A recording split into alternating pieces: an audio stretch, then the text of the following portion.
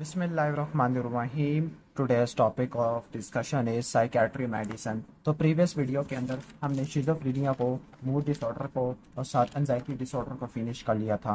अब बाकी चैप्टर को फिनिश करते हैं, फिर हम एक यूट्यूब वाली वीडियो अपलोड करेंगे। स्टार्ट करते हैं। अब स्ट्रेस रिलेटेड डिसऑर्डर को स्टार्ट करना है। सोमैटोफॉर्म डिसऑर्डर, फैक्टिशियस डिसऑर्डर और ईटिंग डिसऑर्डर को स्टार्ट करना होता है। स्टार्ट करते हैं। Stress related disorder, like assume करो कि कोई स्ट्रेसफुल इवेंट हो गया आपकी फैमिली में, लाइक किसी आपके करीबी दोस्त की या करीबी फैमिली मेंबर की डेथ हो गई है, या कोई सैलाब आ गया है, जलजला आ गया है, जो काफ़ी स्ट्रेसफुल इवेंट था। उस स्ट्रेसफुल इवेंट के बाद सीवियर एंजाइटी होना। ओके, तो मेजर स्ट्रेसफुल इवेंट के बाद जो मेजर सीवियर एंजाइटी होना, उसको बोलते हैं स्ट्रेस डिसऑर्डर। अब ये दो तरह का होता है, acute stress disorder, post traumatic stress disorder. जो एक्यूट होता है, ओके, ये 2 दिन से ज़्यादा का ड्यूरेशन होता है लेकिन 1 महीने से कम का होता है। यानी अगर ड्यूरेशन 1 महीने से कम का होता है उसको एक्यूट बोल देते हैं। इसका ऑनसेट 1 महीने के अंदर होता है। पोस्ट ट्रॉमेटिक में जो सिम्टम होते हैं वो 1 महीने से ज़्यादा के अंदर चले जाते हैं और सिम्टम कुछ दिनों से लेकर महीनों के अंदर अपीयर होते हैं। और वो क्या क्लिनिकल फीचर होते हैं, इसमें बंदे को फ्लैशबैक आ रहे हैं, यानी जो ट्रॉमेटिक इवेंट है उसकी पेनफुल मेमोरीज याद आ रही होती है, उसको फ्लैशबैक कहते हैं। नंबर 2, ऑटोनॉमिक अराउजल, कि उसको बेचैनी टैरी हो जाती है। स्ट्रेस की वजह से ऑटोनॉमिक नर्वस सिस्टम की एक्टिवेशन हो जाती है, पाल्पिटेशन, एंजाइटी, इन्हांस टार्टल। और लास्ट में स्लीप डिस्टर्बेंस है, नाइटमेयर्स आना शुरू हो जाते हैं, खासतौर पर REM स्लीप में नाइटमेयर्स आते हैं। ट्रीटमेंट के अंदर बात करें, ट्रीटमेंट में आपने एक्यूट स्ट्रेस डिसऑर्डर का ट्रीटमेंट क्या होता है, सपोर्टिव होता है। ओके, फैमिली सपोर्ट देनी है और याद करना है इसमें कोई मेडिसिन आपने स्टार्ट नहीं करानी होती। वैसे वैसे मेडिसिन बेंजोडाइजेपिन स्टार्ट करते होते हैं, बाकी कोई मेजर मेडिसिन स्टार्ट नहीं करनी। तो जो इसका जो ट्रीटमेंट है एक्यूट का, इसमें आपने सपोर्ट देना है, कॉग्निटिव बिहेवियर थेरेपी है, इमोशनल सपोर्ट और बेंजोडाइजेपिन है। पोस्ट ट्रॉमेटिक में आपने कॉग्निटिव बिहेवियर थेरेपी स्टार्ट करवानी है। Eye movement desensitisation and reprocessing, इसको बोलते हैं EMDR, eye movement desensitisation and reprocessing. और इसके बाद फार्माकोथेरेपी जिसमें एंटी डिप्रेसेंट है। दोबारा बता दूं, एक्यूट में बेंजोडाइजेपिन और पोस्ट ट्रॉमेटिक में एंटी डिप्रेसेंट है। ओके, इसके बाद नेक्स्ट आ जाते हैं एंजाइटी के अलावा अगर जो प्रोलॉन्ग इमोशनल रिस्पॉन्स है, फॉर एग्जांपल कोई स्ट्रेसफुल इवेंट आया, ओके, और इसका जो इमोशन आया, हर एक का इमोशनल रिस्पॉन्स आता है लेकिन वो प्रोलॉन्ग हो गया, तो उसको बोलते हैं एडजस्टमेंट डिसऑर्डर बोलते हैं। इसमें क्या होता है, इसमें आपको जो इमोशनल रिस्पॉन्स होता है वो डिप्रेशन, एंजाइटी के फॉर्म में देखने को मिलता है और सिम्टम्स होते हैं वो 1 महीने के अंदर ही अपेयर होना शुरू हो जाती है। लेकिन साथ ही आपको एसोसिएटेड सिम्टम भी देखने को मिलते हैं। वो एसोसिएटेड सिम्टम में एंकर होता है, एग्रेसिव बिहेवियर होता है, अल्कोहल यूज होता है और लास्ट में ग्रीफ रिएक्शन भी आपको देखने को मिलती है। इसकी एग्जांपल क्या है, जो ग्रीफ रिएक्शन है, अफसुर्दगी होती है, नदामत होती है, फॉलोइंग बेरवेटमेंट, नुकसान की बात, तो ये एडजस्टमेंट डिसऑर्डर के अंदर आती है। मैनेजमेंट में क्या, सपोर्टिव ट्रीटमेंट सबके अंदर आएगा, बस में बेंजोडाइजेपिन आएगा ताकि उसको नींद आ सके। बेंजोडाइजेपिन लेने के बाद फ्लैशबैक वगैरह ना आए। इसके बाद आ जाते हैं सोमैटोफॉर्म डिसऑर्डर। सोमैटोफॉर्म डिसऑर्डर और फैक्टिशियस डिसऑर्डर, हम इनको, और साथ में तीसरा मेलिंगरिंग आ जाएगा। ओके, पहली बात रट्टा मार लेना, ये तीनों डिसऑर्डर क्या होते हैं, ये तीनों डिसऑर्डर मेडिकली अनएक्सप्लेन्ड होते हैं। यानी एक पेशेंट आएगा, उसको ऐसे फिजिकल या सोमैटिक सिम्टम होंगे जो मेडिकली एक्सप्लेन नहीं होंगे। और दूसरा की पॉइंट, सोमैटोफॉर्म के अंदर पेशेंट कॉन्शियसली कंट्रोल नहीं कर रहा होगा, मतलब वो अपनी तरफ से घड़ नहीं रहा होगा, अपनी तरफ से बना के नहीं बयान कर रहा होगा। तो patient have no conscious control over the symptom. Okay, तो ये आ जाएगा सोमैटोफॉर्म डिसऑर्डर आ जाएगा। लेकिन अगर पेशेंट कॉन्शियसली कंट्रोल कर रहा हो, फिर आपने देखना है कि उसका कोई गेन है या नहीं। अगर उसका कोई आइडेंटिफाइबल गेन नहीं है, बस वो अपने आप को कहने का मतलब सिक रोल दिखाना चाहता है, अपने आप को बीमार दिखाना चाहता है, तो वो फैक्टिशियस डिसऑर्डर है। अगर उसका कोई आइडेंटिफाइबल गेन है तो वो मेलिंगरिंग के अंदर आ जाएगा। यानी फैक्टिशियस डिसऑर्डर के अंदर जो प्राइमरी गेन होता है वो सिक रोल होता है। ओके, ठीक हो गया। जबकि मेलिंगरिंग के अंदर जो प्राइमरी गेन होता है वो पैसा होता है या काम से अवॉइड करना होता है। जो मेलिंगरिंग होती है वो धोखाधड़ी होती है। ओके, तो जो सोमैटोफॉर्म डिसऑर्डर है, मेडिकली अनएक्सप्लेन सिम्टम होते हैं जिनमें पेशेंट कॉन्शियसली कंट्रोल नहीं कर रहा होता। अब इसके कुछ टाइप्स होती है। सबसे पहला सोमैटोफॉर्म ऑटोनॉमिक डिस्टर्बेंस है, यानी कुछ ऐसे सोमैटिक सिम्टम्स है, लाइक टेंशन या एंजाइटी होती है, जो रेफर कर देगा उन ऑर्गन्स के अंदर जो हमारे कंट्रोल में ही नहीं है। फॉर एग्जांपल कार्डियोवास्कुलर एग्जांपल के अंदर कार्डिक न्यूरोसिस है। कुछ लोग कहते हैं मेरा दिल बैठा बैठा चाह रहा है या मुझे सांस नहीं आ रहा, साइकोजेनिक हाइपरवेंटिलेशन है, या GIT में साइकोजेनिक वॉमिटिंग, या IBS बहुत अच्छी एग्जांपल है। एग्जाम के दिनों में मुझे डायरिया लग जाता है तो IBS के अंदर आ जाएगा। इनके जो मेजोरिटी ऑफ द डिजीज है उन सबको जो ट्रीटमेंट है वो एंटी डिप्रेसेंट है। ठीक हो गया। और CBT को रट्टा मार लेना, CBT और एंटी डिप्रेसेंट है। सोमैटोफॉर्म पेन डिसऑर्डर में सीवियर परसिस्टेंट पेन होता है, लेकिन वो पेन जस्टिफाई नहीं होगा मेडिकल कंडीशन से। ओके, मेडिकली एक्सप्लेन नहीं होगा। ट्रीटमेंट क्या होगा, एंटी डिप्रेसेंट है, TCA, SSRI। और इसमें एंटी कन्वल्सेंट, ये नई चीज आ गई है, एंटी कन्वल्सेंट भी ऐड करते हैं कार्बामेज़ापिन, गैबापेंटिन और प्रीगैबलिन, ये पेन के लिए देते हैं। लास्ट में सीबीटी तो आएगा ही आएगा।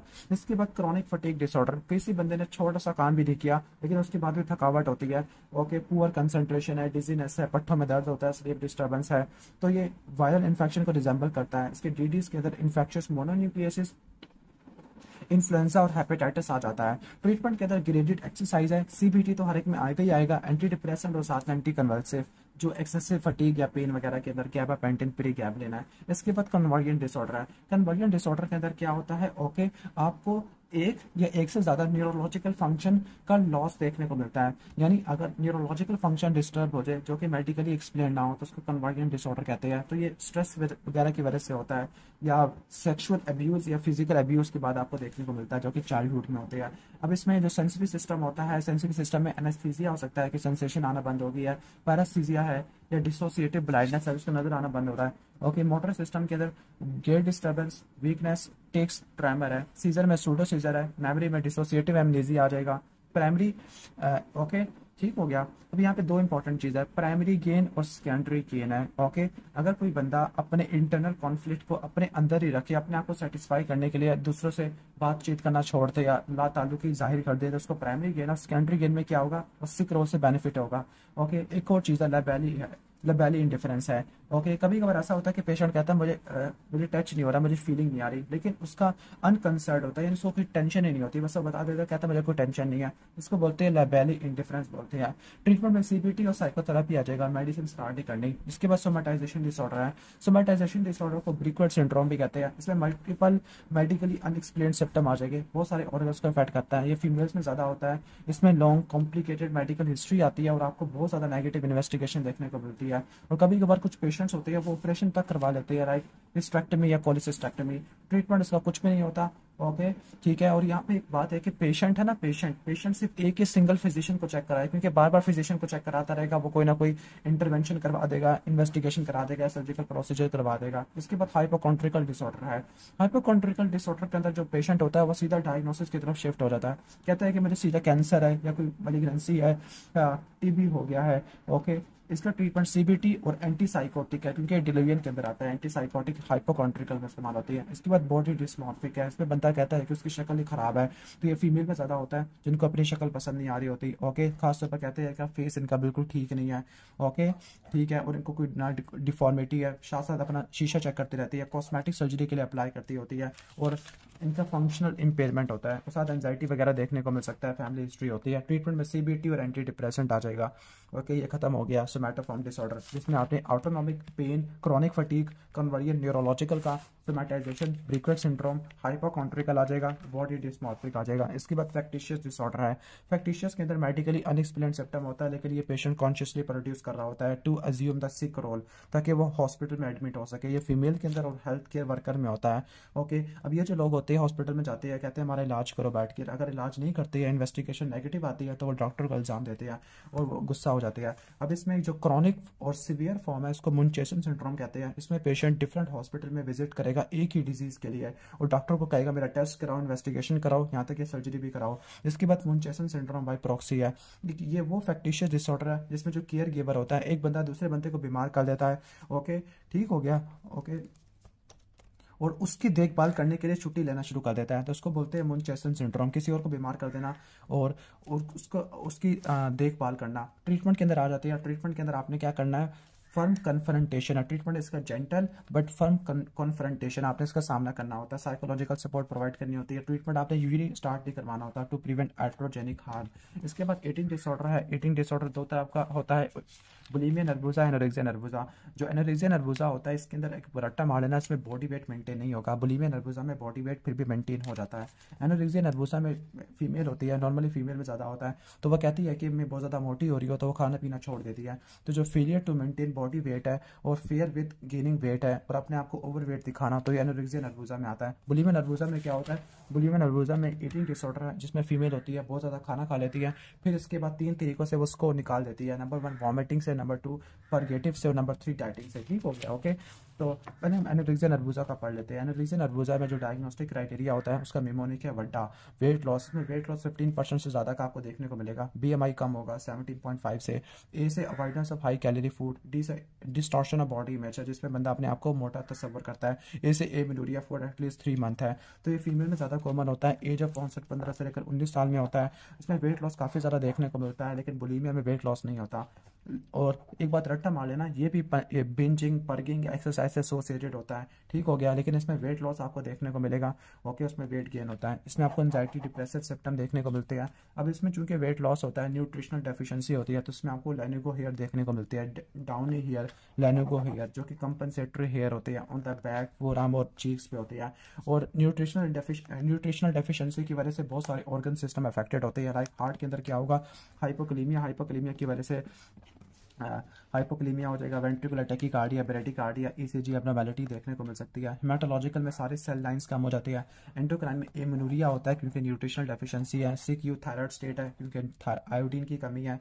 डिलेट प्यूबर्टी है। जीआईटी में एब्डोमन एलएफटीज होते हैं। कॉन्स्टिपेशन देखने को मिलती है। मेटाबॉलिक में यूरीमिया और रीनल कैल्कुलाई है, ओके। बाकी मेटाबॉलिक एल्किलोसिस ये सारा वॉमिटिंग की वजह से होता है। मेटाबॉलिक एल्किलोसिस, हाइपोकलेरिमिया, हाइपोकलीमिया वॉमिटिंग की वजह से होता है, ओके। अब इसमें सीबीटी किसी काम की नहीं होती, लेकिन फैमिली बिहेवियर थेरेपी होती है। इसके अलावा एंटी डिप्रेसेंट इस्तेमाल करने हैं अगर डिप्रेसिव एपिसोड है, और हॉस्पिटलाइजेशन करना है, ओके। और इन केस ऑफ सुसाइडल, क्योंकि अगर उसको ठीक नहीं किया सिस्टमिक कॉम्प्लिकेशन का तो उसकी डेथ हो जाएगी, ठीक हो गया, ओके, ठीक है। और कभी कभार ऐसा होता है कि ओके रीफीडिंग वाला स्टार्ट कर देते हैं, कंपलसरी एडमिशन है, या रीफीडिंग स्टार्ट करवा देती है, ट्यूब फीडिंग है, जिनकी न्यूट्रिशनल डेफिशिएंसी ज़्यादा होती है। इसके बाद बुलिमिया नर्वोसा, जिसमें बिंज ईटिंग होती है और सेल्फ इमेज होता है, okay, unduly influence by the weight है। अभी दो टाइप का होता है, बुलिमिया नर्वोसा और बिंज ईटिंग डिसऑर्डर है। बुलिमिया नर्वोसा के अंदर बिंज ईटिंग होता है, बाद में परगेटिव बिहेवियर होता है। इसके बाद बिंज ईटिंग डिसऑर्डर, जिसमें खाना तो खा लेगी लेकिन कोई पर्जिंग बिहेवियर नहीं होगा।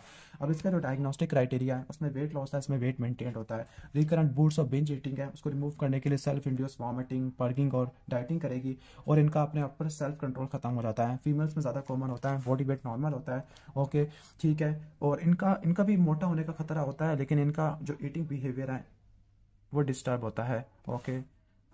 सॉरी, मैं जल्दी इसको फिनिश कर देता हूँ। इसमें सेल्फ इंड्यूस वॉमिटिंग के भी दो फीचर आपको देखने को मिलते हैं। लाइक उसमें पिटेड इनेमल है और रसल साइन है। पिटेड इनेमल के अंदर क्या होता है कि जो डेंटल इनेमल की रोयन होती है from the repeated gastric acid erosion, और रसल साइन में जो नक्कल्स की फाइब्रोसिस होती है ड्यू टू इंड्यूस वॉमिटिंग है। और लास्ट में इलेक्ट्रोलाइट डिस्टर्बेंस में वॉमिटिंग की वजह से हाइपोक्लीमिया वगैरह आपको देखने को मिल सकता है, जिसकी वजह से एरिथमिया हो जाती है, ओके। मैनेजमेंट में सीबीटी आ जाएगा, शॉर्ट टर्म और लॉन्ग टर्म मैनेजमेंट के लिए इंटरपर्सनल थेरेपी आ जाएगा, और एंटी डिप्रेशन में फ्लॉक्साटिन इस्तेमाल करते हैं।